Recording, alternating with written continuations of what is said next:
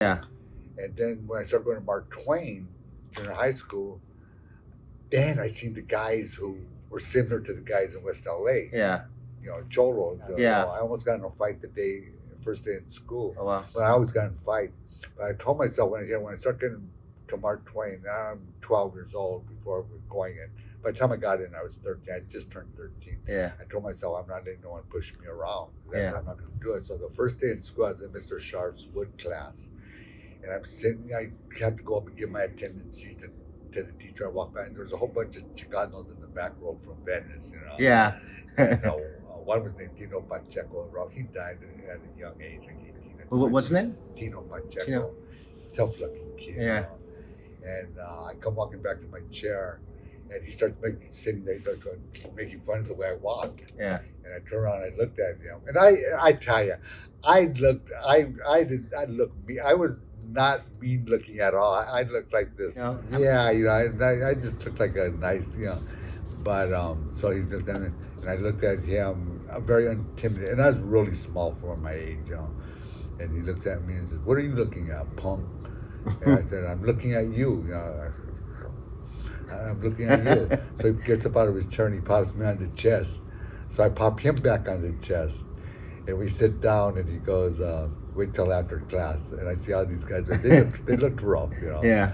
And the junior high, right? You're saying seventh grade. Yeah.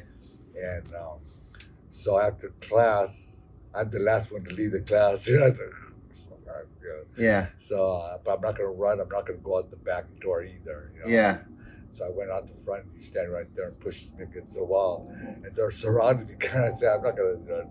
What can I do?" But I remember this one white kid who was walking down who knew me from Beethoven school. He said, "Frank, run!" And I said, "I'm not running either." And so I was ready to go. And they let me off the hook. And then the next day, I'm saying I see them walking, their little gang walking, they're walking by me, and one of them, who became my best friend later on. Yeah. "We're going to kick your ass." He said it just like he's saying it. We're going to kick. He was a little guy. He was a crazy little guy later on. Yeah. But his name was Tony. "Going to kick your ass." And I didn't get mad. I didn't. React. I said, I want to be one of those guys. Yeah. I want to be one of them. What was about it? The style that made The you kind of style, the way they dress. Well, one thing about my dad, he instead of telling me, the bad side of it, don't glamorize it. Yeah. He was because he was Pachuco style. Yeah. And he used to always brag about the fights and the way they dressed and how cool they were. And he remembers when he was a little kid, he watched the Zoot Suiters. He wasn't the age for Zoot Suiters, but he was a kid when the Zoot Suiters were around. Yeah. He says the way they dressed. Always bragging about the spit shine navy shoes they wore and the way. Bragging about that stuff. Yeah. So I wanted to be one. You want to be one, right? Yeah. Because your dad's bragging about it. So now I'm in school, I have the opportunity. So a couple of days later, that guy who told me we're going to kick your ass, his brother, Albert, we're in Miss Rodney's English class. She's a black teacher. Yeah. We're in class, and she calls me up. I'm doing something wrong, and I had to go up to the front of the, and this fat white kid was a nice kid, was laughing at me, making fun of me, and I gave him a dirty look. Well, Albert Montoya, he says, he goes, he's sitting here, and the kid was behind him, and he thought I was looking at him, giving him dirty look. "What are you looking at, punk?" He's always punk at that. Yeah. "What are you looking at, punk?" And so I couldn't say I'm looking at the guy behind you because that'd be chickening out, right? Yeah. So I'm looking at you. So he gets out of the chair, and we're ready to throw both. And the teacher gets that. Look at two big bad rules, all ready to get ready to get kicked out of school. I remember that so distinctly. So we forgot what we left, and then about a few days later, the same guy who "What are you looking at, punk?" He comes up to me and says, "Hey, where you from, Esse?" That's how they talk about in them days. Where you from, Esse? I said, "Well, I live right here in Mar Vista." I wasn't hip to that talk. Yeah. I live here in Mar Vista, right in Mar Vista. Be from Venice. Venice is bad. So I said, okay. So I started hanging out with him. Then I met that. Then he introduced me to his brother. And that's all in 7th grade? Yeah, Oh, wow. just my first week in school. Oh, wow. So he introduces me to the brother, who happens to be the guy who just said, "We're going to kick your ass." Yeah. So I started hanging out, and I'm willing to do anything they say, to be part of the gang, right? Yeah. And so after school one day, we're leaving Mark Twain, and I come this way because I live right here. Yeah. But I thought he said, "Come on, let's go down here." So I went across the street near where the bus was, where they would catch our bus to go back to Venice. Yeah. And we went up the alley. To, Tony Puza, there was pants, some little brown paper bags, number 2. They were you didn't get them at the store, little brown, brown paper bags. Yeah. Then he pulls out his pocket and pulls out a tube of Tester's glue. And oh boy, we're gonna build some models. Yeah. Yeah. And he forced the glue at the bottom of the bag. And, Oh, wow. Yeah. now guys use the sock. Yeah. I think the bag was better because Yeah. they're getting it more direct. Yeah. And a few seconds later, about 10 seconds later, he hands it to his brother. Then he hands it to me. Oh, shit. Okay, I heard about this. Yeah. I do. Zzz, and you're just disoriented, Yeah. And so that's the first time I got high. Yeah. And then, so for a while, we were doing, I would do that. I'd do that all the time. I was doing kind of a lot, And then, but then that was considered kid stuff. Yeah. So when you're 14 years old, you got and back in those days, what was real popular amongst the hippies and people just like to wear reds. Yeah. Reds, truant all the others. They were barbiturates. Right. And in a classic capsule, capsule pills. I took them in school. I took 2 of them, and oh man, that's as stupid as I mean, you're useless. I'm staggering around. Well, so I get picked up. So they catch me. They take me to the vice principal's office. They call the cops. The cops take me to one of the things that got bragging rights on. I was in the Venice, the old Venice jail. Yeah. I mean, that's it's not jail no more. Yeah. For years. It's like a museum now. So I was in that jail. Yeah. But they didn't put. And that's still in 7th grade? No. Then I'm in the. Yeah, actually, this was glue sniffing. Yeah. The first time I went there, I got mixed up there. First time I went there was from when I sniffed glue. I'm still 13 years old. So as a junior high, they put you in jail with us crazy? Yeah, took me to the jail. Wow. They didn't put me in a cell, and I was disappointed. I wanted to brag about it. To be in a cell. Yeah. And they didn't put me in a cell, but so my uncle came and picked me up and brought me home. And no, I'm sorry. The first time the cops brought me back home, and I'm in the back seat, handcuffed in the back seat, and I'm driving down my street now, and I'm sitting as tall as possible. I want everybody to see me. Yeah. I want everyone to see. I'm like bragging. Yeah. Everyone to see me in the back seat there. Did a lot of people see you? Did you get a lot noticed? Shoot. It was just like your high hopes to be recognized or famous or something. Yeah, I thought I was gonna be. They'd say, "Oh wow, Frank, someone's got to take him serious now." Serious.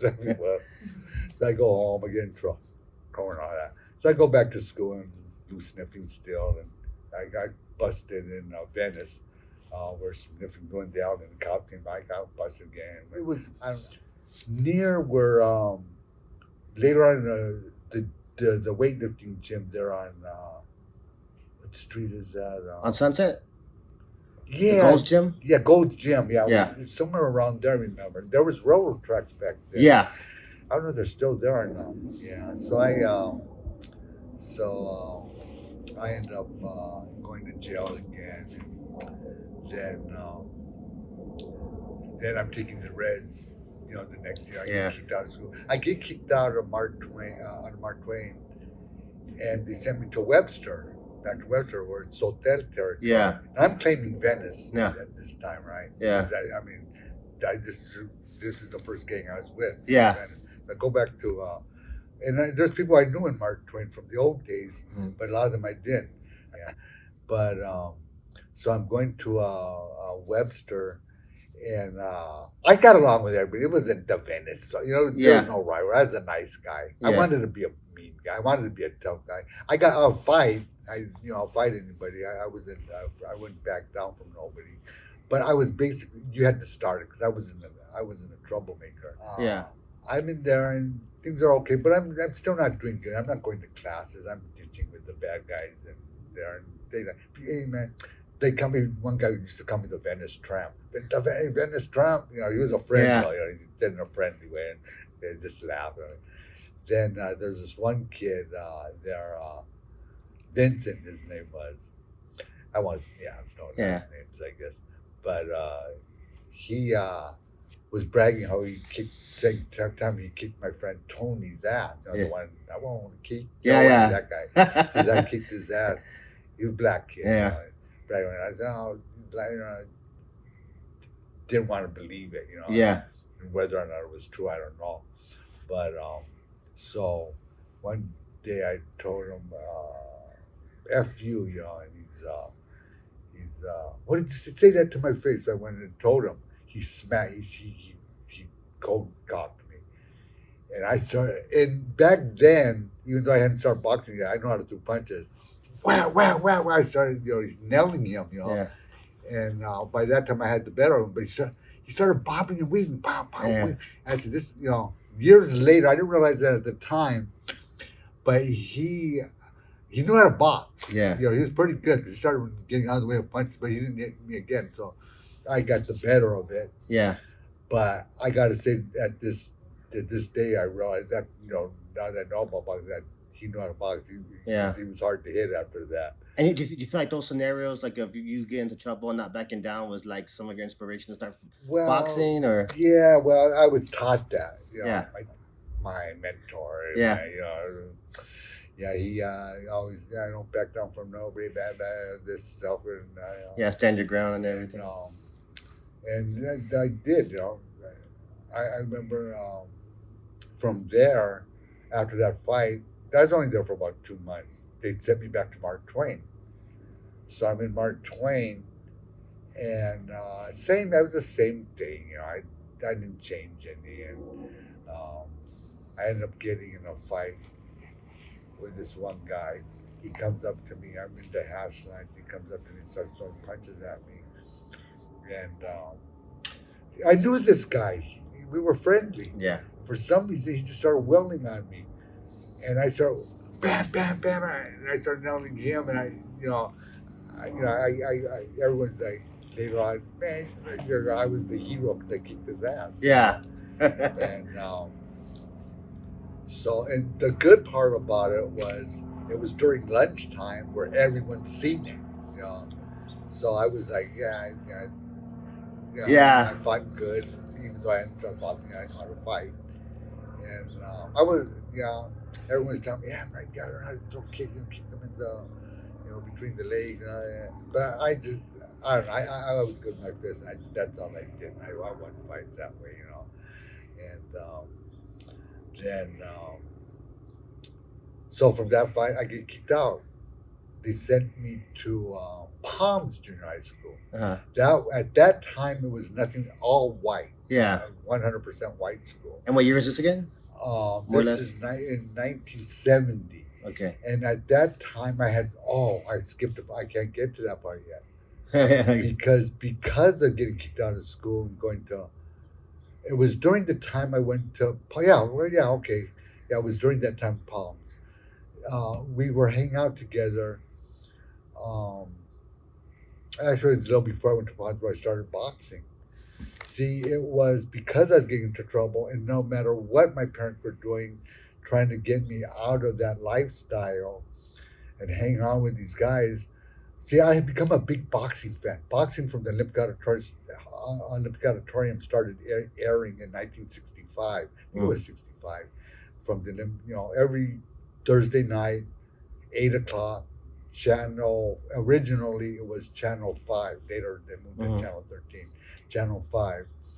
And I did. My dad was watching the fights. We weren't into. We were more into we used to like to write wrestling for the Yeah. Legatorium, but we'd watch him watch. And one time we watched a fight with him where it was a war. It was Dwight Hawkins versus a Mexican fighter. It was fighting together. It was a war. So from there on, I became a boxing fan. We started watching boxing every Yeah. weekend and stopped watching wrestling, watching boxing, and watch my dad. The way my dad would be bobbing and weaving in front, cussing, getting into it, and I'd seen good fights, bad fights. The Olympic Auditorium, it would be. So I'm watching the fights every Thursday night, and I start wanting to be. So I would get up in between rounds, start shadow boxing, copying what who fighters who became my favorite fighters. Yeah. And this went on for a while. Um, I'm watching Mondo Ramos, who Yeah. was like the Oscar De La Hoya years later, the golden boy type, but he wasn't the Oscar De La Hoya, the good guy Yeah. type of guy. He was a bad boy. Right. He was, he liked to get high. He was a little cocky, Yeah. not overwhelming like the fighters today. Yeah. Just a nice kind of cocky, For the time, yeah. Yeah, and good looking guy, and had a style beautiful style. Card hitter, took a good shot, and he was the idol of a lot of people. And during that time, became my idol. Mondo Ramos. Then later on I was watching Ruben Navarro, and I wanted to be like these guys. So when I was getting into all this trouble, that's when my dad said, "Well, what are we gonna do?" So they came up with the brainstorm. Let's get him into boxing.